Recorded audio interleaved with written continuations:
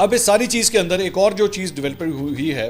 वो ये है कि पहलगाम में जहाँ पे वाक़या पेश आया उसके बाद जो है वो सेटेलाइट इमेजरी के तहत और एरियल सर्वेलेंस के तहत, जिसमें ड्रोन्स का इस्तेमाल किया जा रहा है, जिसमें हेलीकॉप्टर का इस्तेमाल किया जा रहा है, तो जो आसपास के पहाड़ियाँ हैं या पहाड़ हैं उनके ट्रेल्स को जो है वो चेक किया जा रहा है। वहाँ पे भी जो है इन्होंने अपने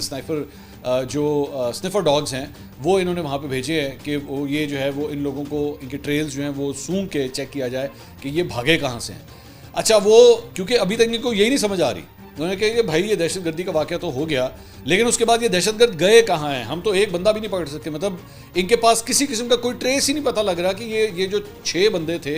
जिसमें से जो है वो ये कह रहे हैं, ये क्लेम कर रहे हैं कि 4 पाकिस्तानी थे, ये गए कहाँ हैं, ये इस वक्त मौजूद कहाँ हैं, इनके पास किसी किस्म का कोई ट्रेस नहीं आ रहा। लेकिन तस्वीरें पहुँच गई।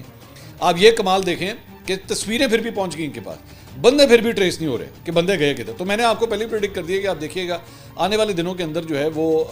इनका मीडिया, इनकी एजेंसीज जो हैं वो ये क्लेम करेंगे कि देखिए जी बंदा मार दिया हमने, या हमने मार दिया है या हमने गिरफ्तार कर लिया, जो कि मोस्ट प्रॉब्ली शायद पहले ही इनकी हिरासत में होंगे, ये पहले ही इनकी हिरासत में होंगे और ये तस्वीरें वगैरह इन्होंने जारी कर दी, क्योंकि आने वाले दिनों के अंदर इसका इस्तेमाल किया जाएगा पाकिस्तान के अगेंस्ट जो है वो केस बिल्डअप करने का। और कुछ पता नहीं कि जब ये इन लोगों को गिरफ्तार करें तो हो सकता है कि वो जो है वो कन्फेशंस भी देना शुरू हो जाए कि हाँ जी मेरी ट्रेनिंग जो है ना वो फलां जगह हुई थी, मेरी ट्रेनिंग बानसेरा के अंदर हुई थी और मेरा ताल्लुक जो है लश्कर तैयबा से है। वो इस किस्म की जो है वो वीडियोज़ भी जारी करवा देंगे। मैं आपको अभी से, मैं मोडस ऑपरेंडी का आपको अभी से बता रहा हूँ कि ये आगे चल के ये हरकत करेंगे। अच्छा,